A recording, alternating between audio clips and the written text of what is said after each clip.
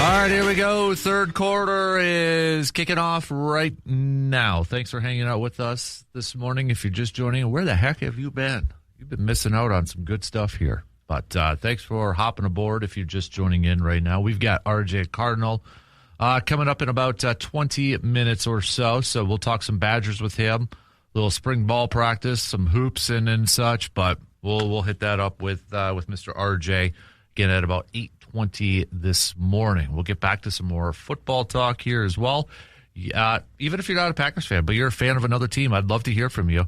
Who's a veteran free agent right now? Because I think you're going to see these veterans that are still out there maybe start to sign one-year deals and such after teams have gone through the draft and plugged some holes. Now they kind of look at their roster and be like, okay, where do we still need some improvement? So with that being said, if you are a Packers fan or maybe a Lions fan or a Vikings fan or a Bears fan, who's a veteran free agent, or give me a couple that you would like to see your team go out there and try to sign to a one-year deal. Send those on over. Share it with the rest of your class. With the rest of the class, we got a Toyson Ford Grind My Gears Tuesday. What's grinding your gears? You can share that. I'll share mine a little bit later on this hour. Also, it is a I'm not saying, but I'm just saying Tuesday, plus some sports confessions. What is a sports confession that you would like to throw out there? Let's get to a Surveyor Sam Grind My Gears Tuesday. Surveyor's always up for a good Grind My Gears. He says, DK, I'll tell you what's grinding my gears. The fans that are calling certain players busts or reaches before they've played a snap in the NFL. The truth is, we have no idea who is going to be good and who is going to be bad in this league. They can have all the talent in the world, but a bad group of guys around him, I think is what it's supposed to say. We could have a fifth rounder be a future Hall of Famer. We have no idea, and the, quote, experts don't either. Let's just let the boys play and see who can make it and who can't. There are countless stories of guys who were taken in the 4th through 7th round who make a very good living playing a long time in the NFL, and the exact opposite for many first and second rounders.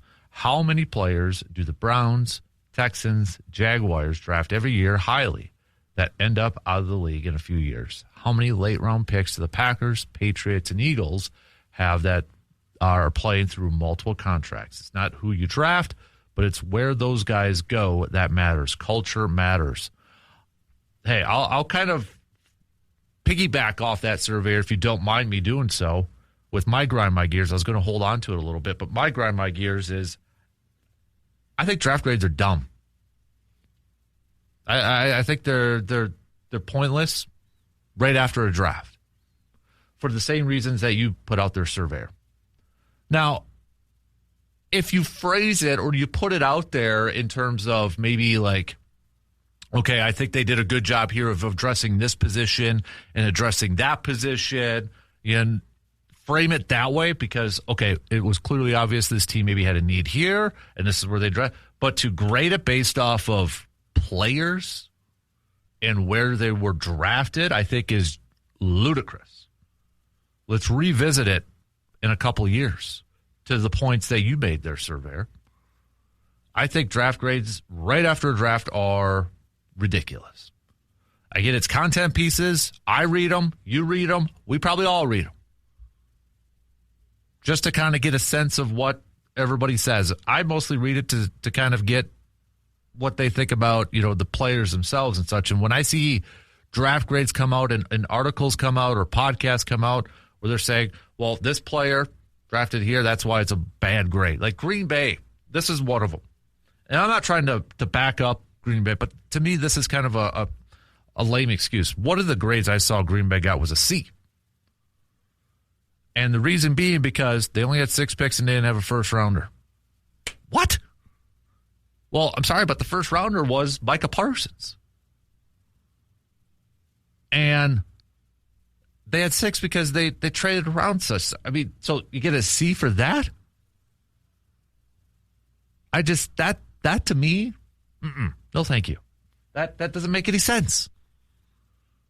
So draft grades, hours after the draft is over with, after a round is over with, they grind my gears. No.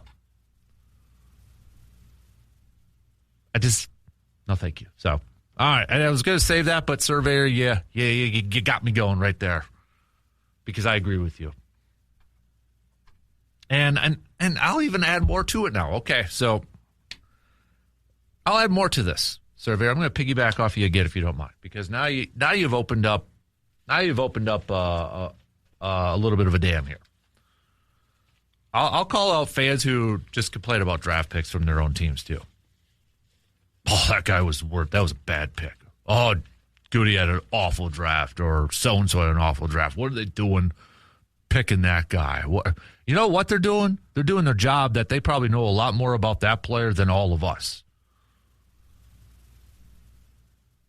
Now, we can talk about it. We can banter about it respectfully and be like, yeah, but at the end of the day, we don't know how these guys are going to play. We don't know what their careers are going to be.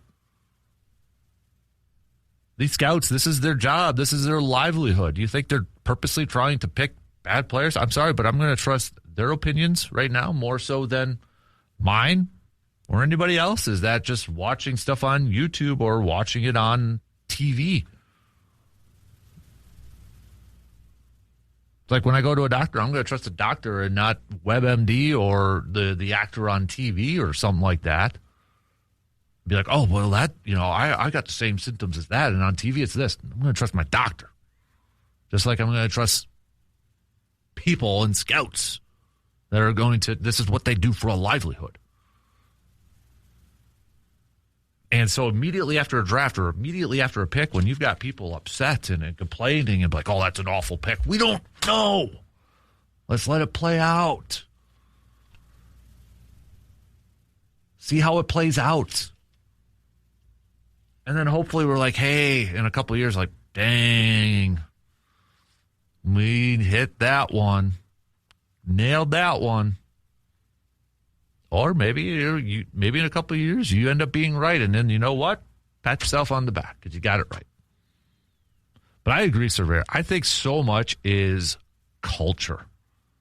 Where the player is drafted, the position, not the position of the draft that they're in, but the position that they're put in themselves as a player. I mean, you can look at some of the quarterbacks in recent history. Sam Darnold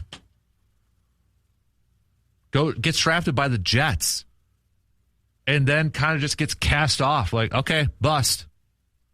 Goes to Carolina, not great. Resets his career by going to the 49ers to be a backup. Goes to a great situation as a backup, but Kyle Shanahan and that thing. And so then he gets another shot, probably his last shot with the Minnesota Vikings. Again, another good situation with that head coach. Balls out.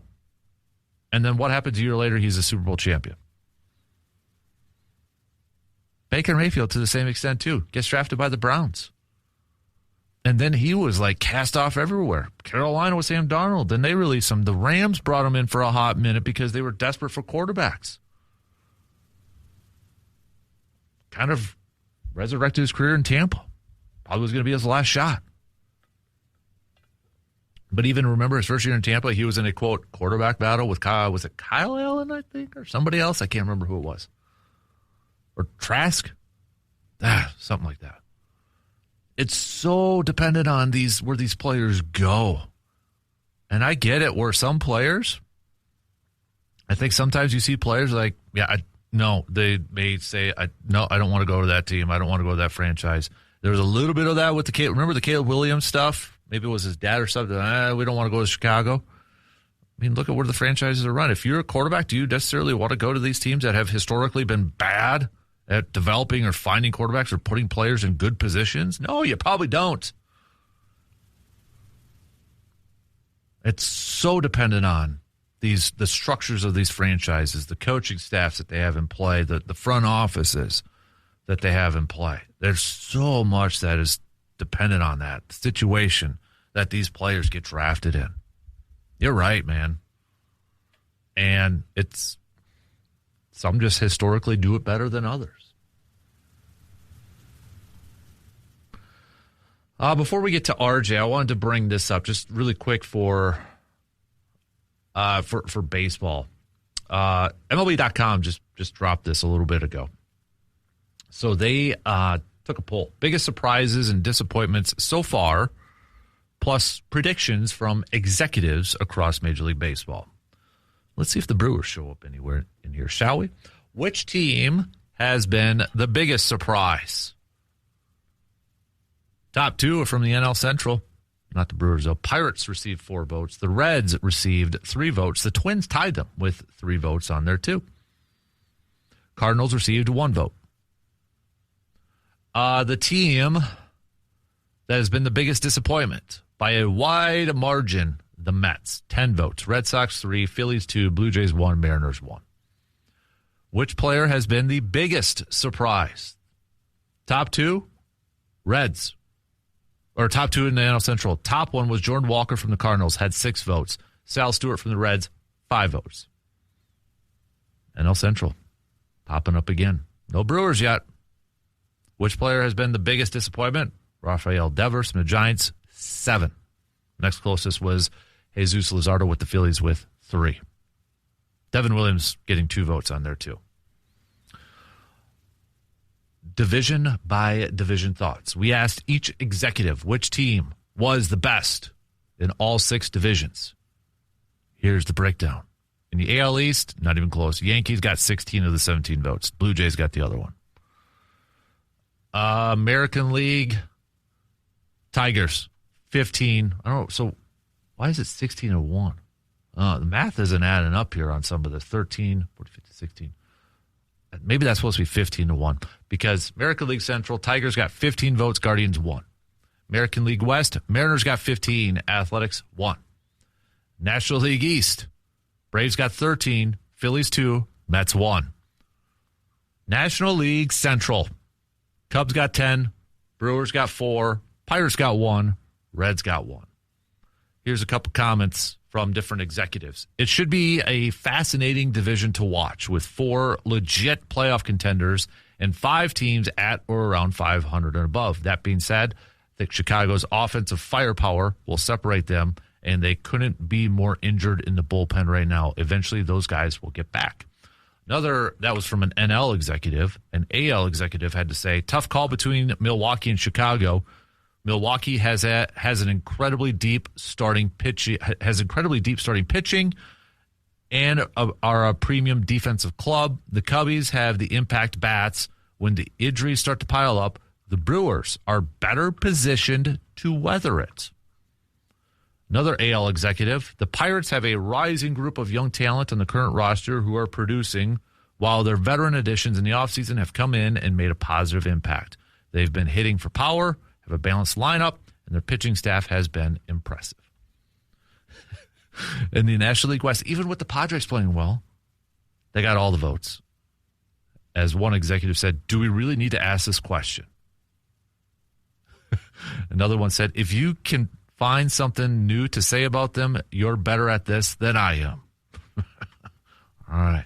So, but again, NL Central coming up in some of the biggest surprises, both teams, players, and in terms of the competitiveness of this division, which is probably no surprise for a lot of us following baseball. All right, let's take a quick break. We're going to switch gears, and we're going to talk some Badgers with Mr. R.J. Cardinal. He's coming up after these quick words. Don't forget to get your two-person team into the Casper Classic coming up Friday, August 7th. Just head to our website at sportstalk1051.com to sign up your two-person team.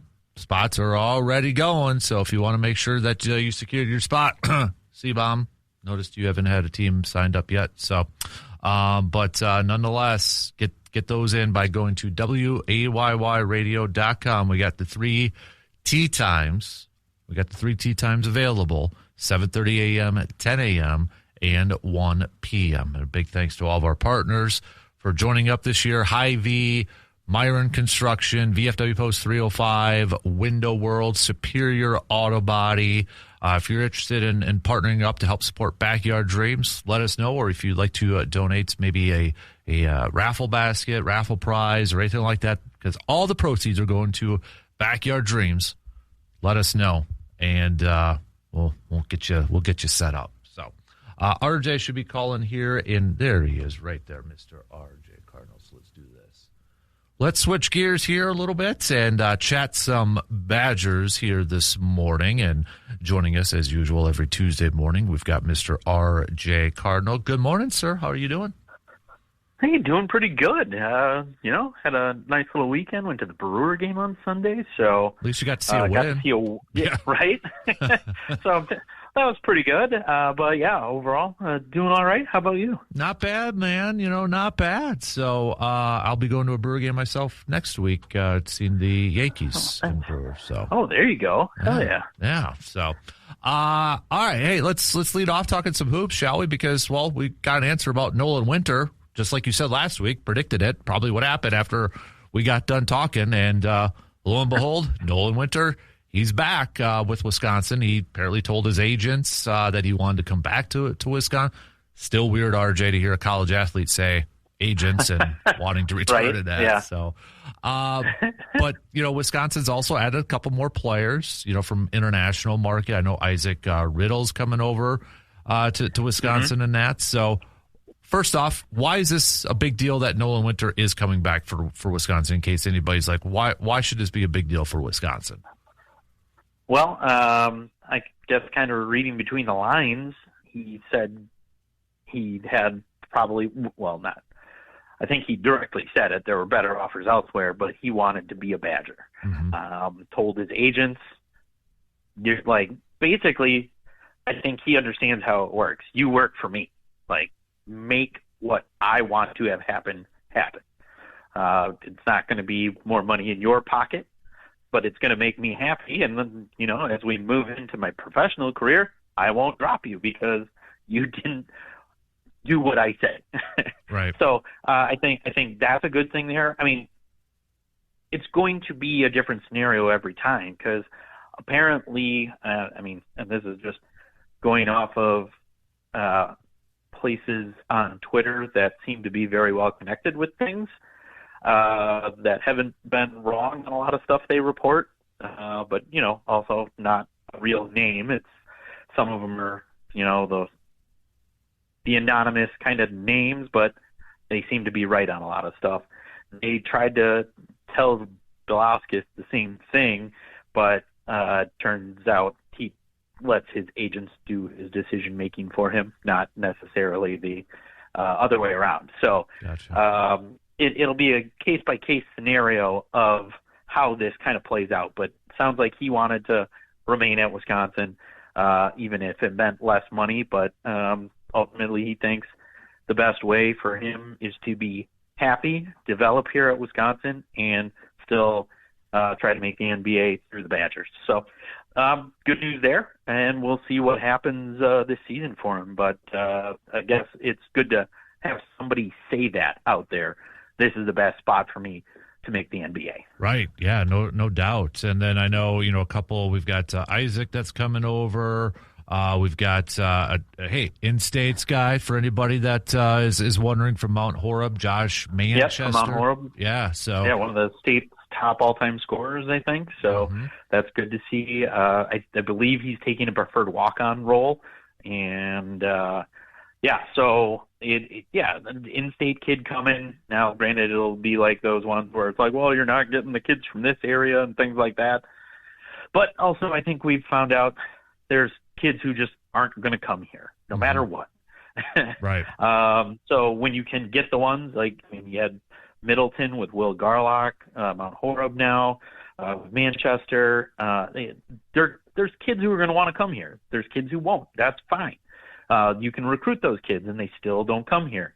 And people will get mad because now I don't know what the excuse is because the offense is totally different and is in line with what the rest of college basketball is doing now. So now it's just going to become these guys don't want to come here, or they don't think they can be a one and done at Wisconsin. Maybe it's they're not getting paid enough to come here. I don't know. But I believe even with the addition of the one after Manchester, there's still one roster spot available because the Badgers only played with 14 last year because what's-his-face from Temple ended up getting kicked off the team because Right. he gambled on sports Yeah. in games he played in. So, I believe one more roster spot available. Probably going to end up being a forward, I think. I think when I was going through stuff last week, after Winter announced that they had 2 roster spots available, it could have probably gone to 2 forwards, or you could still have kind of gone a guard and a forward. But I think the final roster spot could end up being a forward here. But so we're almost to the point where we have a roster for next season. Nice. So, hey, on the flip side, though, too, it sounds like the women's team is even adding some players. I mean, getting a 5-star recruit to come over that was at Iowa. Was it Addie Deal is coming over to Wisconsin? So, I mean, that seems like a big hit for this team. Yeah, they actually got 2 women's players from Iowa. The one from McFarland, and who is but yeah, 2 really, because Wisconsin had like 6 guards leave the program or enter the transfer portal. I think they got 1 to come back, but whether through graduation or the transfer portal, you lost 6 of your guards. So those 2 Iowa players coming on over for the chance at more minutes, like you said, a 5-star recruit coming back on over is always good to see. But yeah, I think it's going to be one of those for Badgers women for a little bit here, where it's going to be a lot of transfer portal gets, as well as trying to get back in the inroads of Wisconsin high school recruiting, because we're seeing girls as they get recruited nationally now, and so like the talent is pretty good here in Wisconsin. For girls basketball on the high school level. So it'll be nice to, hopefully we can start getting to a point where the high school girls are coming in, and then you can just supplement with some transfers. But once again, it seems like because there's another, I forget what school she was from, but there's like 3 or 4 now in terms of transfer portal gets for women's basketball. But yeah, it'll be interesting to see. She went to the Robin Pigton went to the portal last year, and we saw,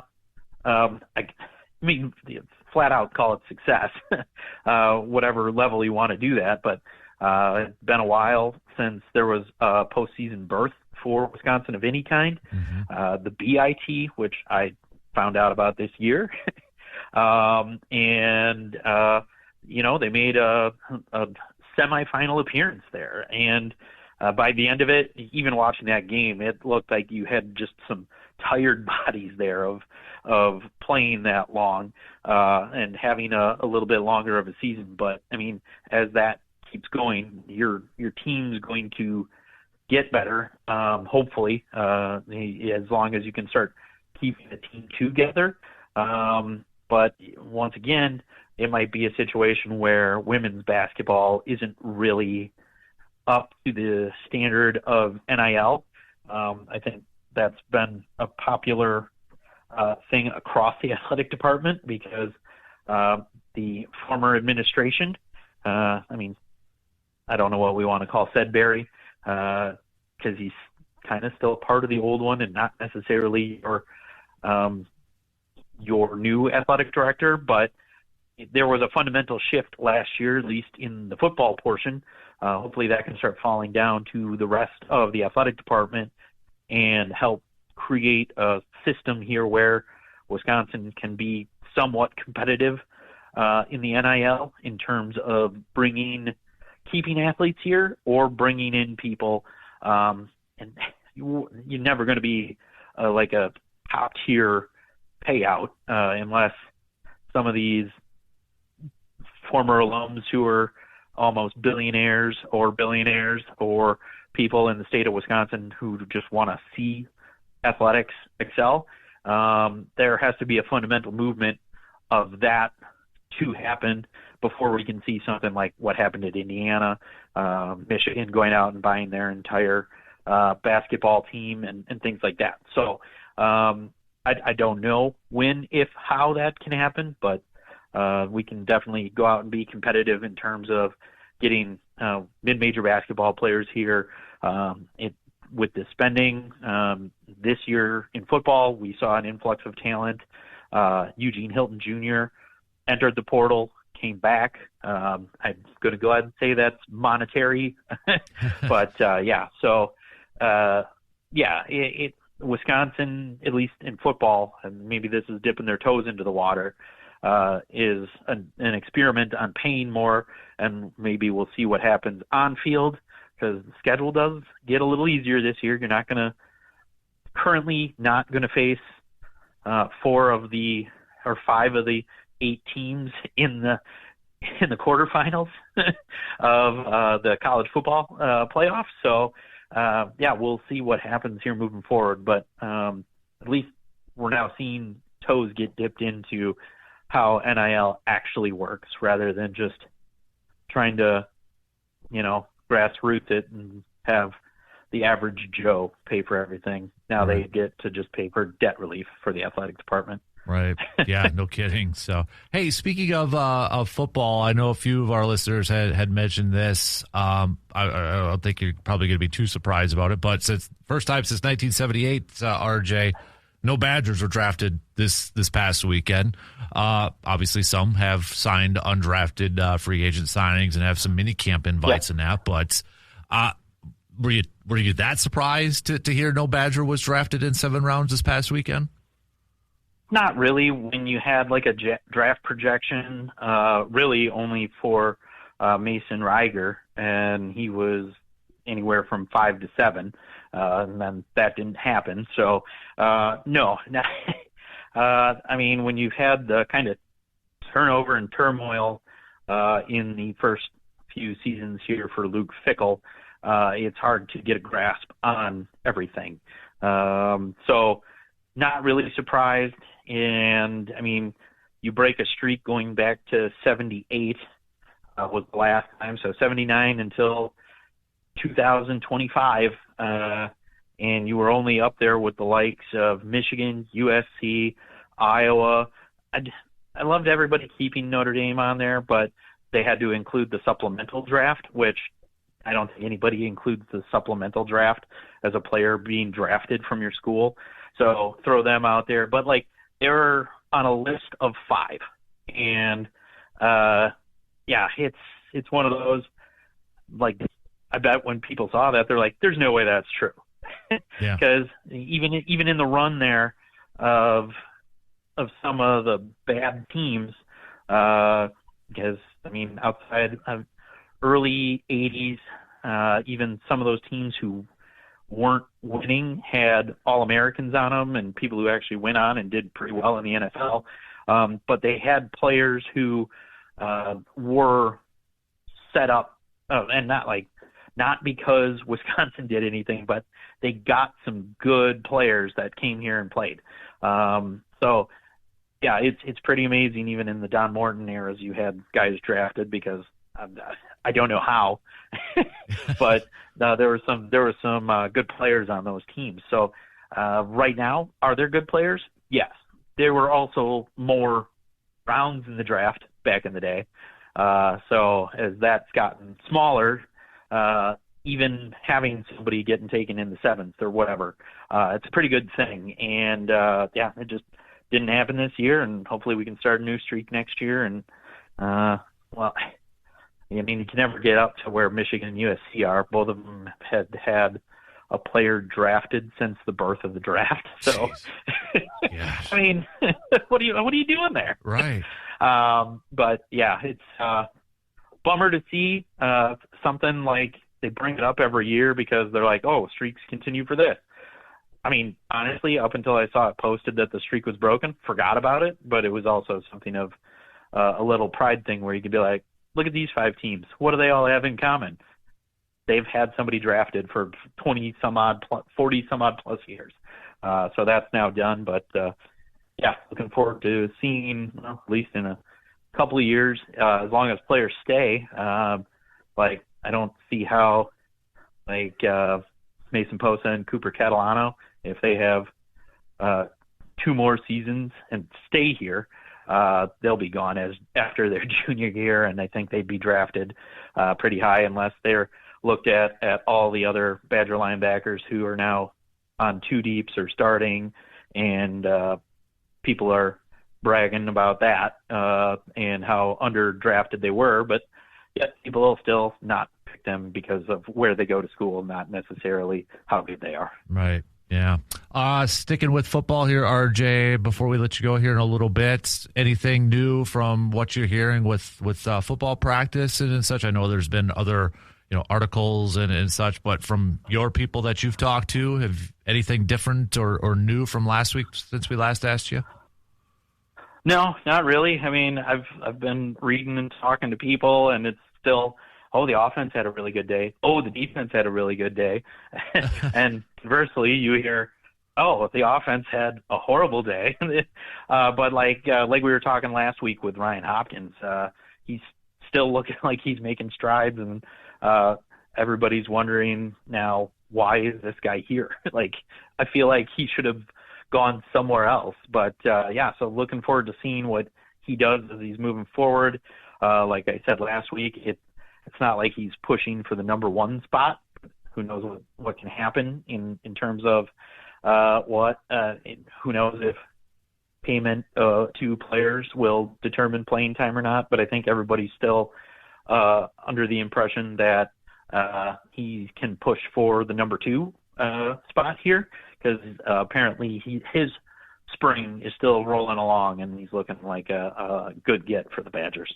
And then lastly, RJ, just kind of from a college sports perspective, I know they're talking about the eligibility rules with the 5 years of eligibility, age-based rules, and that sort of thing. Are you in favor of that? Because is it like 5 years since their high school graduation date that they would have to wrap up their collegiate careers? I believe that's what it is. I don't know if that's going to be applied to every sport. At some point, it does become a little different, because the Olympic sports, you're allowed to take Olympic red shirts. So you sit out, you go train for the Olympics, hopefully you make the Olympics, and you come back and then get back into your collegiate sport. So I there's different rules for different sports and all that. So I don't know if this is really just your money-making sports and really just basketball and football, or how that's going to be determined. But when you have people pushing 30 that are still in school and they know they won't be playing at the next level, it becomes, I don't even take your red shirt and it's 4 years. I don't understand why we can't keep doing that, right? Or go back to that. I mean, up before COVID, nobody had an issue with that, right? So I mean, just give me those. Get 5 years of eligibility, sure, but not being able to get 5 years worth of stats. It should be 4 years of eligibility with a redshirt year in there. I don't see why that is an issue, and it shouldn't be, hey, I played in NAIA, so I should get another year because I wasn't in the NCAA. That's through no fault of your own. You didn't get to NCAA Division I, II, or III college. It happens, but I don't see why that gives you an extra year because you didn't make it to the NCAA. It should just be what it always has been before COVID hit. And then because some seasons were canceled, they gave people their extra year. It should have really stopped when, that next freshman class came in and did have full seasons or even a partial season. You should have gone right back to, you have 4 years of eligibility and your redshirt year. That's all you get. Mm-hmm. And right now, the way things are getting exploited and you're suing teams and the NCAA and all that, really purely just money grabs at this point. So that's another one that needs to get situated. I mean, there needs I mean, it's kind of hard to say there needs to be a cap on what spending can be, because right now it's really just Major League Baseball. Yeah. The rich will keep getting richer, and you have a pay gap to the teams in quote unquote smaller markets. So it'll be interesting to see what happens there. But I'd even go not 5 years of eligibility. You go back to, you have 4 seasons to play your sport, and if one of those ends up being you redshirt your freshman year, you still have 4 full seasons you can play after that. Mm-hmm. So, I mean, if that gets you to your senior year, you're 23, or depending on when you were born and you're an older senior, then you can be 25. If you get injury deferments and things like that, sure, I get that. And that's fine. That's happened before. There have been people who, due to injury, had been in college sports for 7 years, but still only had 3 to 4 years of statistical playing time. But I'd like to see things get more back towards what it was pre-COVID and figure something out with NIL, because when you have kids who still on their recruiting visits ask for a bag of money just to be on campus, at that point, I'd say I don't need to be talking to you about playing for my program, but that could be just me. Yeah, no kidding. He's good stuff as always. RJ Cardinal breaking it down for us, Badgers and college sports. Dude, we appreciate the time as always, and enjoy the rest of the week, and we'll catch up with you next week. Okay, bud? Yeah, absolutely. We'll see you then. You got it. There you go. RJ Cardinal, good stuff as always with our dude. We got to take a quick break, but we'll be back here in just a little bit.